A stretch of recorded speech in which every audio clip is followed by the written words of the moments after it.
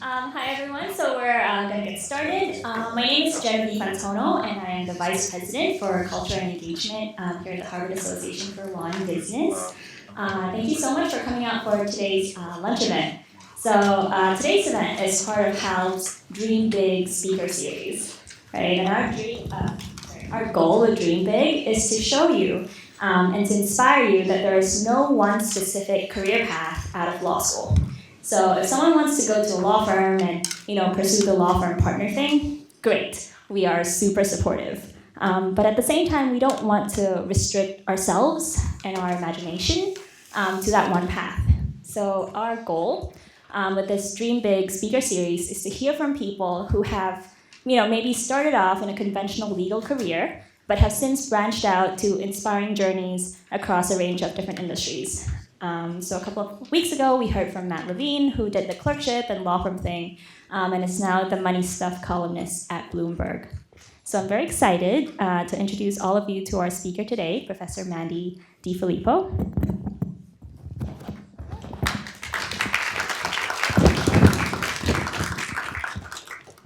Sorry, I'm not done. So Professor DeFilippo is a visiting professor at HLS this semester, where she teaches a class called Leading from the Middle. She's also a managing director at Morgan Stanley, where she serves as global head of risk management for fixed income and commodities.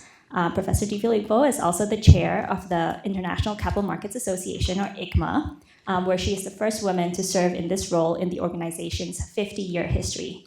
She's been recognized by Euromoney and the Financial News as one of the most prominent individuals and influential women in European finance and the European capital markets. Before joining Morgan Stanley, Professor DeFilippo started her career as a US corporate and securities lawyer at Allen & Overy in London. And she graduated from Harvard Law School and also holds a B.A. from Columbia University. So thank you so much, Professor DeFilippo, for taking the time to speak with us today. Sure, my pleasure. You can hear me, right? This works? Okay. Fab. So my first question has to do with, could you start by telling us about your current role at Morgan Stanley? So not everyone in the audience is familiar with investment banks. So could you tell us in broad strokes what fixed income and commodities are and what you do as global head of risk management for this division? Sure. So I work at Morgan Stanley. Morgan Stanley is an investment bank. As you say, investment banks you can divide investment banks in a lot of ways, but one of the main dividers is the information wall between public and private side. So the public side divisions face the trading markets, and they are transacting with investors. So at Morgan Stanley, most of our clients doing that are institutional investors. So like you would have heard of Fidelity or BlackRock. That is what the public side deals with. The private side of the firm deals with the private side client base, which is essentially a more classic sort of investment banking or frankly law firm, corporate and institutional client base. So they're dealing with the C-suite at some of the big companies or investment banks, and we in the public side are dealing with the investor community. Fixed income and commodities is essentially the debt side of the public markets. So we are a sales and trading division, and we sell, buy, and transact in debt securities. So bonds, derivatives, and commodities or commodities-based derivatives. That is pretty much what we do in fixed income. So that is kind of the overall construct. What I do in the fixed income division is essentially I run our first line risk management.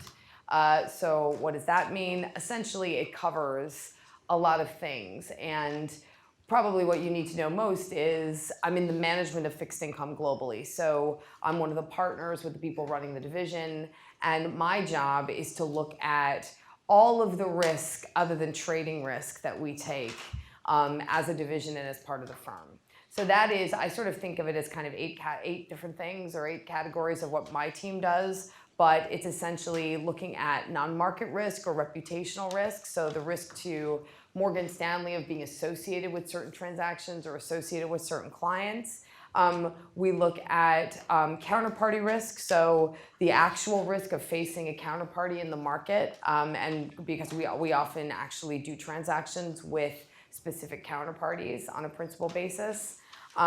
We engage and deal with operational risk from the division. So although we have a second line risk function, as all banks have to, of people that set limits for us, my team deals with actual operational risk incidents as they take place on the floor. So if a trader messes up a trade, puts in the wrong amount, or we have problems with settling a trade or anything like that, my team gets involved in that and troubleshoots it. We deal with our electronic trading platform and the rollout of that, and we help to build and shape that so that it's safe for our business. And we do a lot of the governance and sort of looking at individual transactions, helping people structure them, and making sure that the right approvals are obtained and the right governance is sort of given over the whole division. So it's kind of a lot of different things and sits in a lot of different baskets. At different banks, the role is organized in different ways. In some banks, it's what people call a chief operating officer type function. But for us, it's, we call it, risk management for fixed income. Thank you. Yeah. So you're a HLS alum. You graduated from HLS in 2000, and you started your career at a law firm in London. So could you tell us about your path from HLS to Morgan Stanley? Sure. So actually, when I was thinking about this question, I thought maybe I'll just give you the whole arc because it is a little bit unusual. So when I'll be fast because I know we don't have tons of time and I want people to have time for questions. So when I started my essentially, sort of life or thinking about what I would do with my life, I was a classically trained musician. So I went to Juilliard and I started off there. So that was kind of where I started from was very much a music background. And then I decided that was too narrow a field for me to focus on for a really long time period. So I quit and decided to study what would be perhaps a more classic academic degree. I did English literature and political science, and I did that at Columbia. And then at the end of that, I have literally had no idea what I wanted to do. And all I knew was a kind of a number of things I had tried that I kind of didn't want to pursue. So I asked for advice. I have parents who are very traditional immigrant parents, and so they think everything has to have a practical aspect to it. And so they thought you should get a professional degree, and so that was their take. And so I looked at what the professional degrees were, and there were 3 of them. One of them was medicine, which was out because I didn't like math and science. That wasn't happening. One of them was business. Didn't know what that was. Wasn't really sure. Hadn't taken any business courses, so I thought maybe I wouldn't do that. And then the third one was the law. And people said, oh, the law, that's a great idea. You do a lot of reading, you write papers, it's gonna be perfect. It's great. Plus, you were on stage, so you could do courtroom work, it'd be great. I mean, all kinds of, recommendations. So I applied to law school and didn't know any lawyers, didn't actually know anybody who had done anything in the law at all. My family, the only other person with a professional degree is my dad. My mom didn't go to college, and the rest of the family, only came to the country kind of 2 generations before. So we were not, a well-established academic family. So anyway, I applied to law school, happened to get in here. What an amazing opportunity. So I took it and found myself in Boston, having come from New York. And fortunately, that was before the Red Sox had ever won the World Series. So for me, it was an okay time to be here. And I essentially set out to have a career in litigation because that was all I knew about law practice. And a lot of that, I'm kind of, embarrassed to say, came from television. So I saw trial lawyers on TV. I thought that's what lawyers do. So I very much thought I would be a litigator, and I very much thought I would be in a public space. When I was here, I took advantage of a ton of opportunities that there were to do clinical work. I did I did the program where, I don't know what they call it these days, but I did trial advocacy workshop, and then I did, I actually had public defender clients in the Boston system here. I did that, which was fantastic. I did work with law firms. I did, work with government. And at the end of it, I had an offer from a firm in DC doing constitutional appellate litigation and regulatory work, which I was a little bit, if I'm honest, lukewarm about. But it was a totally good job, and frankly, I needed to pay off student debt, so I was all ready to go and do that. And then two friends of mine who had interned overseas at Allen and Overy in a new program that they had literally recruited me to look at their program. They came back from their summer, they loved it, they thought it was fantastic, and they suggested to me that maybe I should look at it. And I'd never thought about it. It wasn't, it was non-traditional to interview as a 3L, but notwithstanding that, I decided to take the opportunity to go ahead and look into it. And when I met everyone at that firm, and then when they flew me over to London, where I had never been before and thought that was amazing, I was basically sold on the firm. I turned down the other firm and took a job at A&O, which is how I ended up going there. And actually, I ended up learning everything that I ever learned about finance on the job. So very much, not foreseen at all. Ended up doing transactional practice. I started off there doing capital markets. And I sort of worked in every possible practice area that the group covered. So I started in debt capital markets, doing securitization and just straight DCM. And then I moved into equity capital markets, and I settled as an M&A lawyer doing M&A and ECM, which is something that you can do in the UK law firms. In US firms, they tend to separate them. In the UK, they do them together. They view that as kind of corporate advisory. So I did that for a number of years. And then the short story is Morgan Stanley was a client of the firm. I was on, sort of a path to partnership where I was supposed to be cultivating that client. The firm sent me on secondment to Morgan Stanley into capital markets to work with their ECM bankers as an ECM banker. I came back to the firm totally, all gung-ho, like I was going to cultivate the relationship. And then they one day called me up and asked if I wanted to join them as a banker.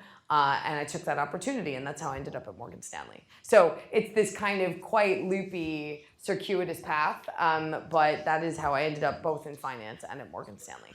Yeah, that is amazing. So it is my instinct that it's quite unusual that Morgan Stanley was recruiting you for a banking and not a legal role. So how did that opportunity come about? And secondly, what made you take the plunge? Right. So it's interesting that, so I was giving some thought also to this in speaking to all of you, because there are, it is true that the roles that you hear most about as a lawyer often are, people talk a lot about in-house counsel at a bank or at a corporate, but actually there are certain roles that are banking roles that lawyers have very good skill sets for.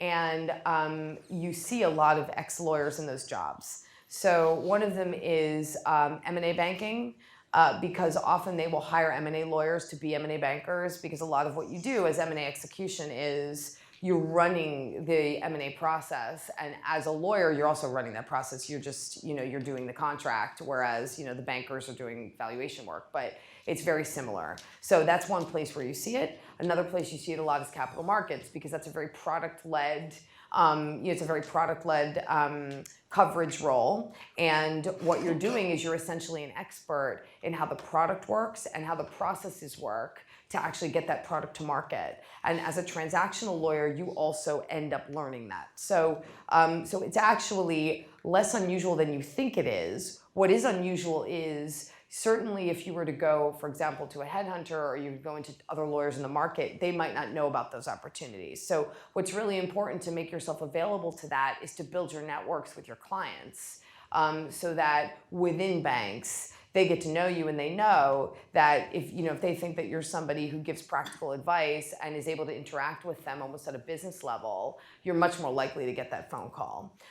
For me, I had the benefit of what we have in London market, where there is a kind of a regular practice of what I would consider to be advisory firms, so law firms, consulting firms, accounting firms, lending their people to their clients for certain periods of time, which is a secondment opportunity. So we had that at my firm, and my firm sent me to Morgan Stanley to build a relationship. And again, like I said, they were already my client. The idea was that we needed to build a better relationship with the firm, and I was sent in there to build a network, from within, so that I could come back to the firm and get more business from Morgan Stanley. So I got to know the firm that way, and then so when I came back to the law firm, I already knew a lot of people there.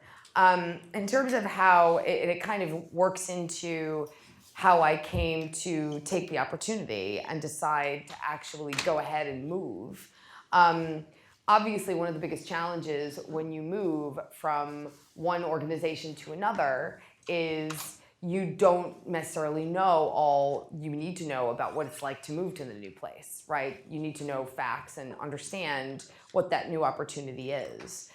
One of the big benefits for me was I'd already worked at Morgan Stanley for 9 months when they called me up and asked if I wanted to work there. So I didn't need to learn what the organization was like culturally because I already knew that.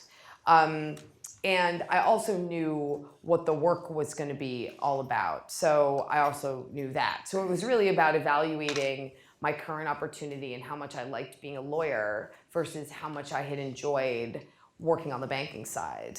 And for me, I actually really enjoyed working on the banking side. I found that when you're a lawyer doing transactional practice, you kind of get this part of the transaction to do. When you're a banker, you get the whole thing. And I really liked that. And I also very much liked the idea that at a bank, you have many more out-of-the-box opportunities to develop and grow and do new things than you do at a law firm, because a bank has much more diversity of roles to offer than law firms do. So for me, that was a lot of why I made the decision that I made. Now, one of the other things I just want to point out is this was, for me, a great opportunity or a great example of how you leverage a peer network and how developing a really good peer network is important. So when I say I got the call from Morgan Stanley, it actually didn't come out of nowhere. The first call I got was a friend of mine from inside Morgan Stanley saying, hey, this role has come up. I think they're going to call you. That was really useful because I was a lawyer. And I know nothing. I mean, at this point, I didn't know anything about how investment bankers are paid, what the jobs are like, how do you compare. I mean, there's a lot of things that you kind of ultimately know about the place you work that doesn't translate to other types of workplaces. So when I was told that, I had time to do a little bit of research and call a couple of other friends of mine in the market to understand what I was going to be asked if I got that call. So when I did receive the call, I was quite well prepared in terms of how to understand what they were telling me, what to ask, and how to negotiate. And so that also helped facilitate me feeling comfortable taking the job. Thank you. And so you currently teach a class at HLS called Leading from the Middle. I mean, that class is amazing. So what are some of the ways that you led from the middle as you were climbing the ladder at Morgan Stanley? So what were some of the keys to your success? Okay, so first, I will just give 2 minutes on what actually leading from the middle is, because I think for the people in the class, obviously they know, but not everyone is doing that. So for me, this is all about how you can exercise leadership within the first 10 to 15 years of your career. So a lot of times when people talk about leadership, they're talking about being the boss, being looking at it from a top-down perspective. And what I'm trying to do is get us to explore what it's like in the first part of your career, and how leadership opportunities can appear, and how you can take those, exercise them, and what skills you might need to develop and deploy in doing that successfully. So that's what we've been talking about in class. There are some sort of key points, I think, around what that means, that kind of feed into, what you're asking is kind of what opportunities that I had. So I think, one of the most important ways that you can exercise leadership as a middle leader is you are in a good position to source opportunities and see where things in the organization might not work perfectly or might be, kind of quite easily improved. And I think you're also in a really good position to find a low-tech solution to that, which you can actually deliver. The key there is you need to establish buy-in, you need to get the organization to back you in order for that to be viewed successfully. And I think that's what we spend a lot of time talking about. But that's a lot of what, I was able to do in the early part of my career.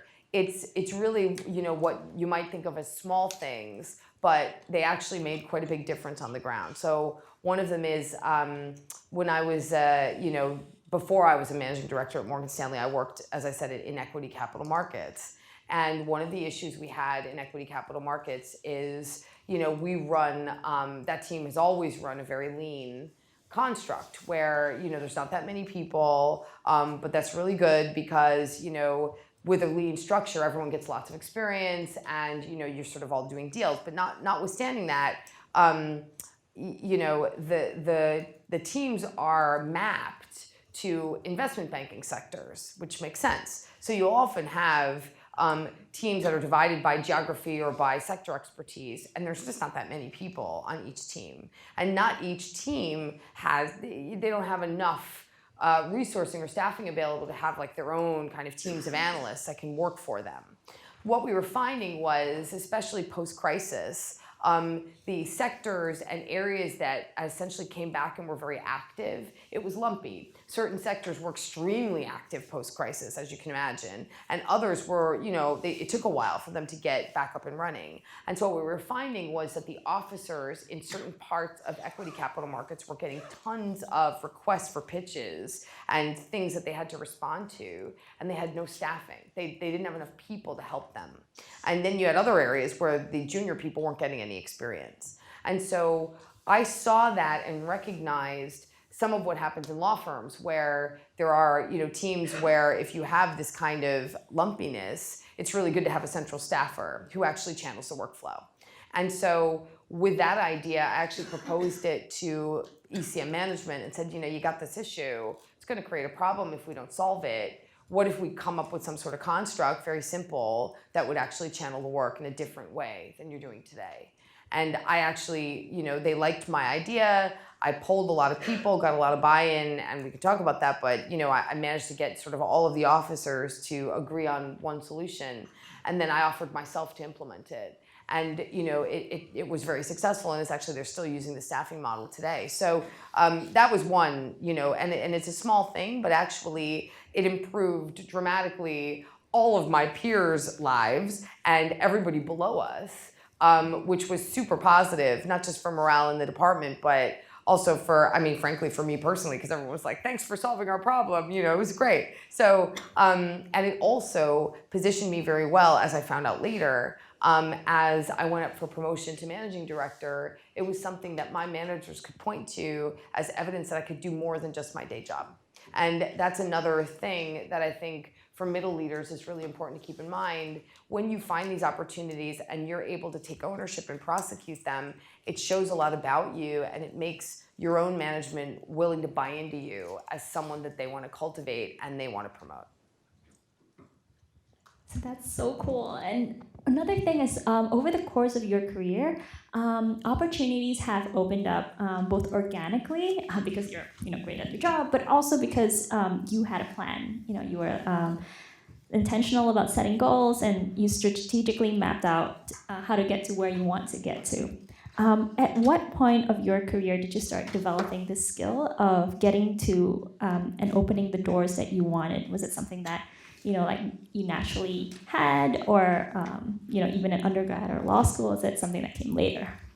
So I was not no, it was not a natural, automatic thing for me. I'm actually a naturally shy person. I was not somebody who would ever just kind of walk up to someone and kind of say hi with kind of nothing behind it. That was just not ever my way. I used to hate these networking events where you're supposed to go and like mingle with people that you don't know in a really big group. Like that was never my gig. Wasn't any good at it.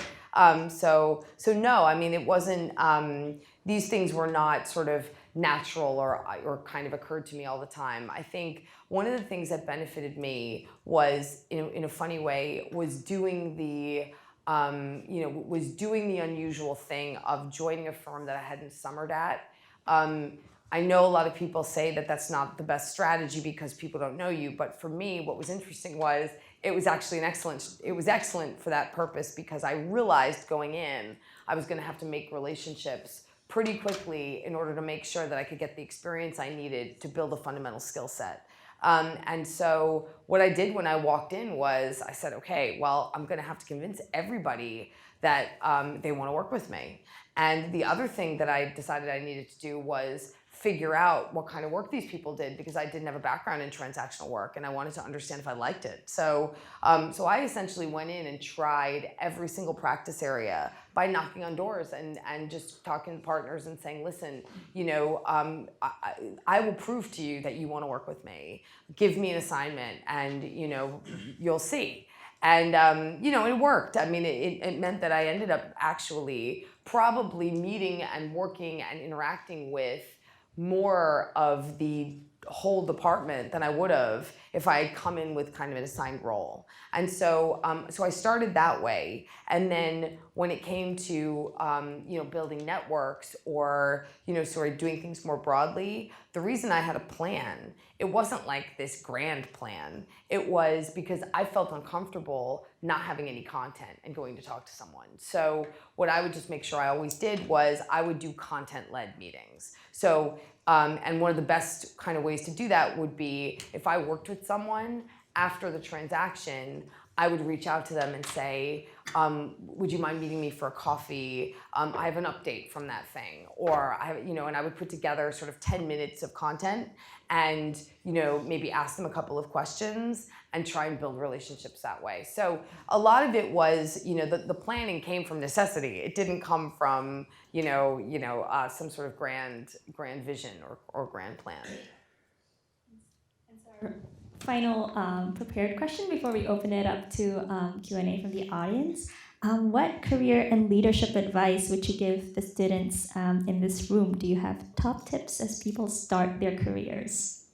Yeah, so I actually do have top tips, and I developed them because at Morgan Stanley we have, we have a class of analysts every year that come through, and also we have a summer internship program. So I have, as a relatively senior person, I have been asked to speak a lot to those groups, and so the first time I did it, I sort of thought, like, what would I have liked to know when I was a junior person, and kind of developed over time a short list of 5 tips. So I thought I would give you guys the 5 tips that I give them because I think they're equally applicable, regardless of which, if you're joining a bank, you're joining a law firm, joining a consulting firm, I think it's all the same. So my top tips for people that are starting their careers. The first one is, as you start your career, your primary job is to learn and build a fundamental skill set. What do I mean when I say that? I mean, your currency and value to any organization is going to be what you know.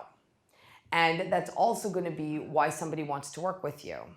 And so as you start, your number one goal in your first 2 to 3 years, in my view, should be learn as much as you can.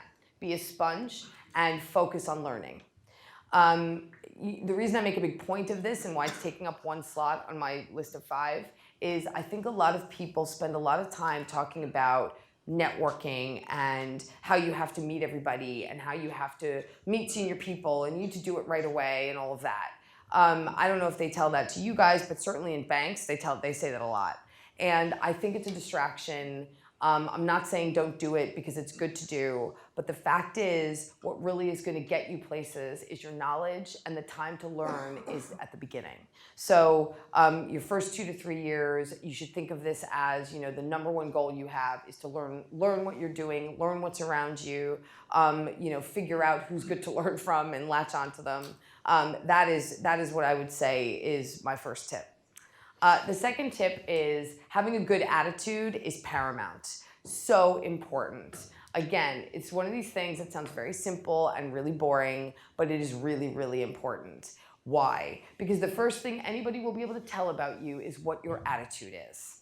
If you greet them with a smile and you say, "How can I help you?" people will want to work with you. And people will want to teach you, they will want to treat you well, they want to give you work, and they'll want you to do it again and again. That will help you build your skills. So this is very important. Open and positive attitude is something that also will facilitate good team building. It will facilitate good peer network building, which we'll get to in a second, because that's my third tip, which is you must build a peer network. Network of your peers first and foremost, not a senior network, okay? So the senior network will come naturally as you learn how to deliver what you need to deliver as part of your work. You will work with senior people, you will work for your manager or your manager's manager or somebody else's boss or something like that. And if you do good work and you deliver on time, they will learn that you're a good person to tap. What's more important is that you figure out how to get things done. Because you're stock in trade as a junior person. And by the way, when I say junior, I mean relatively junior. So it's my stock in trade too, and I'm a pretty senior person, but relative to my boss, I'm junior, right? Your stock in trade is gonna be getting stuff done, always will be. Do you know how to do X? And the fact is, you probably don't, because you know how to do your job. But lots of times people will ask you things or ask you to do things that involve other people's jobs. And the better peer network you build, the better able you will be to facilitate a solution to something, because your friend will know how to do it if you don't. So I would say building a network of peers is extremely important for that. And it's also important for things like I mentioned before, where you're trying to figure out maybe whether to make a workplace move or something like that. You will find that having people at your level all around the industry at different places is also going to be something that is incredibly helpful to you. So I would focus on peers. The other thing that's great about a peer network is as you guys get more senior, it becomes a senior network. So that's the other thing that happens. And it's hard to remember, but it's actually true. You start working with your peers today, and then tomorrow it's like you're getting promoted to whatever that is, so are they. So it's a very important thing. It's a very important thing to remember. I think the fourth thing I have is all about taking responsibility. So you need to remember that you got to take responsibility for yourself. Take responsibility for yourself in many respects. Make sure you understand what's required of you and that you're communicating and that you ask for feedback, okay? So when you take on any task or assignment, people are holding you accountable to deliver it. And one of the worst things you can do as a junior person is not deliver to the right standard that they're expecting at the deadline. Okay, it really is. It's one of the most harmful things you can do, especially as a member of a team or a working group that's looking to deliver something, is you miss the deadline and you didn't flag it. So that's, it won't matter how smart you are. You could be the most brilliant person in the world. People will not want to work with you if you don't deliver on time, and if people can't know what to expect from you when you do deliver. So that is very important. And I think the way you manage that is you communicate with your manager and with the people around you, especially if you think you're not going to make it, or if you're having trouble figuring out which thing to do first or any of that. Over communicate, focus on deadlines. So that's very important. Another thing that I would say in that area about taking responsibility is there's only one person who's going to be responsible for managing your career, and that's you. I think a lot of people make a mistake when they go into the workplace. They think their manager's job is to manage their career. It's not. And if you wait for someone to do that for you, they won't do it. And no one will. So it's also important that you really take ownership and think about your own development and what you're doing. Are you getting what you need from your management? Are you getting what you need from your firm and from the work you're doing? But those are questions you need to ask yourself. I think that's very important. And a lot of people, it takes a while for them to realize that. A last thing is kind of asking for feedback. So this is another one where a lot of people really, you almost kind of like, I'm not sure I want the feedback. Asking for feedback is a really great habit to get into. It's excellent externally and it's excellent internally. So internally is most obvious, right? If you ask for feedback, hopefully you'll get it and you can learn and develop and grow that way. I would make it a habit that every time you kind of come to a natural closure on something, so you finish a project, you finish a deal, something like that, you just make it a habit to ask the people around you, hey, how was my work on that? Do you have anything to suggest to me? Is there anything I can learn from? That's also a fantastic networking opportunity. You go to a senior person and you say, hey, listen, we finished this transaction. I would really like to get your thoughts and advice based on what I did. If there's anything I could do better, I'd really appreciate it. Whoa, okay. People will be very impressed. This is the external part. People will be very impressed you asked. Most people don't ask for feedback. They wait for it to be delivered. And you will also have a great opportunity to engage with them with content. So if you're shy like I was, it's easy because you have a topic to talk about. So I'd say that is huge. And I think just getting into the habit will also help you because it won't seem so strange after you do it a few times. So that's asking for feedback is a big one. My final tip is actually for your career, but also for life, which is your career is, people talk about career, it's a thing, and I need to know what I want to do. Your career is not a fixed thing. It's organic, it can grow with you, and it can change. So for me, that it leads to two pieces of advice that I've taken myself and that I actually give to everybody that I mentor. I do a lot of mentoring within the firm and also outside, and I think this is something that I feel really strongly is very important. The first one is don't be afraid to try new things. And in that, if I had been afraid to try new things, I would not at all be talking to you today. I definitely wouldn't be here or in the industry that I'm in.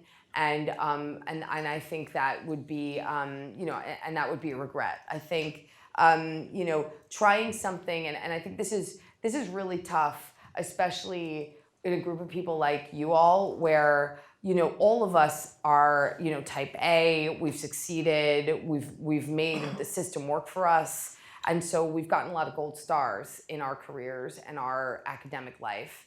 And, it's really hard in that context to try something and not know that it's going to work and not to feel like that's a failure. It's not.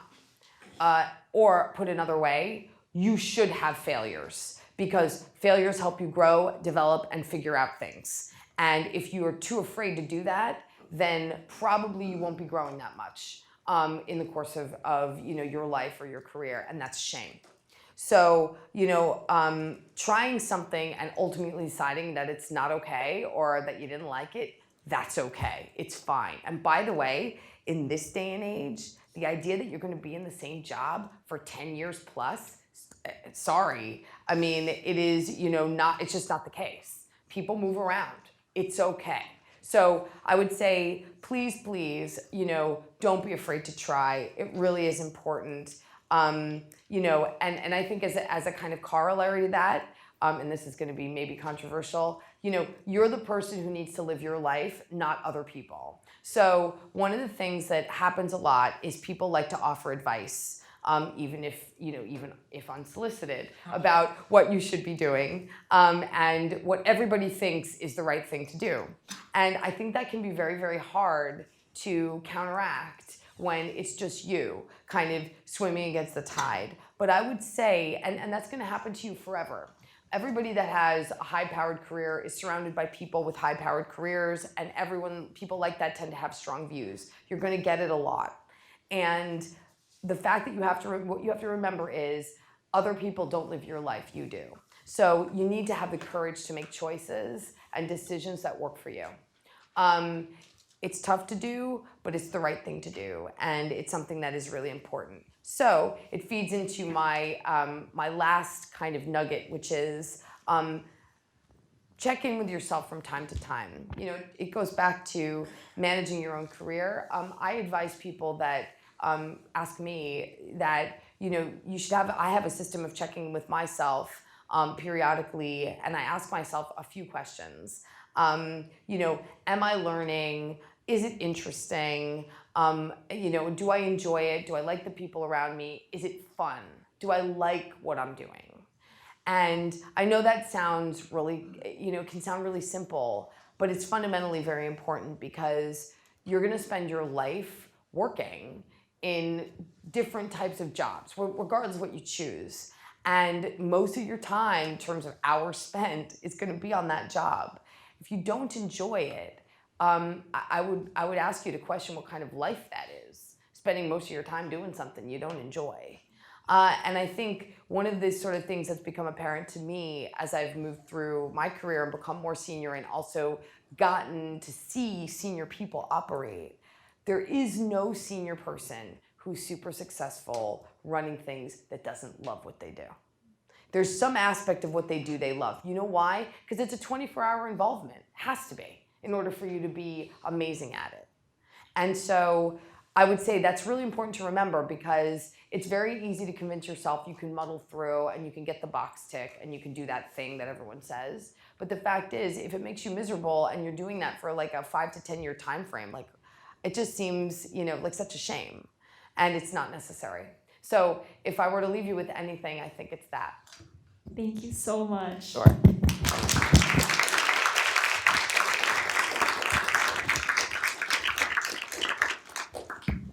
All right, so we have about 5 minutes for audience questions. Any questions? Yeah. So I have 2 questions. One, when you're thinking about managing people under you, from a mentorship perspective probably, but also professionally, how proactive do you, so you said earlier, you're looking after your career, how proactive do you, are you proactive at all? Saying, hey, let me help you, a little bit of your mentor, how much, at what point are you not proactive? Where you're like, okay, and they need to make that move? Mm-hmm. So I think it's a mix. I'm a very active manager. I enjoy working with people, and I've always enjoyed developing teams. And I think it's one of the most rewarding things you can do in the workplace. So I like that. And I'm very active with the people that work for me in terms of trying to help them develop and help them grow. But ultimately, they also need to reach out and come to you when they have an issue, a problem, a question, or feel they need guidance. And so what I tell them is, and I give a lot of feedback quite actively, so they hear from me quite often. But I think not everybody has managers like that. I've never had a manager like that. My managers have all been very hands-off. Or even worse. I think learning how to manage your manager and learning how to work with who you have is very important skill to develop, because no matter what, like I said, in order to grow and develop, you gotta learn from who you have. And if you just kind of wait to get a good manager, chances are it's not going to happen for you, or you're not going to learn what you need to know as you go along. So I think while I try and be as proactive as possible and spend whatever time I have doing that, I also tell people it's incumbent upon them. They need to signal if they need something. I guess follow up, not related, but what do you think is next for you? What do you have? Maybe you're going to stay in your role right now, which is probably pays pretty well. I'd love to know what you're thinking next steps. What do you want to keep developing at your point in your career?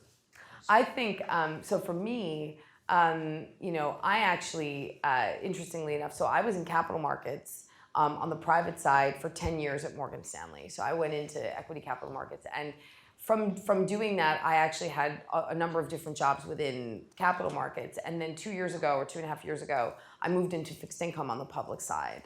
So I changed quite dramatically what I did, 2.5 years ago as taking on a new challenge. So for me, a lot of, one easy way to answer your question is, I have always liked a challenge, and I've always, so my growth and development is, make that work. Now, since that happened, I was first given run risk regionally in Europe. Now I've been given a global role. I've only had that job since February. So a lot of what I'm trying to do is essentially build the team into a global team, develop that, make that work the way I want. And what's my plan for that? So really, I look at everything in short chunks anyway, because to be honest with you, it makes me hyperventilate to think in kind of really long term. I'm not really big on this kind of long term stuff. So I look at sort of 6 month, 1 year, 2 year type chunks. And for that, I'd say it's pretty safe that, what I'm doing is literally building what I've got. Cool. Thanks. So we are unfortunately out of time, but thank you so much. Can any HALB members come to the front for a picture? Thank you. Thanks.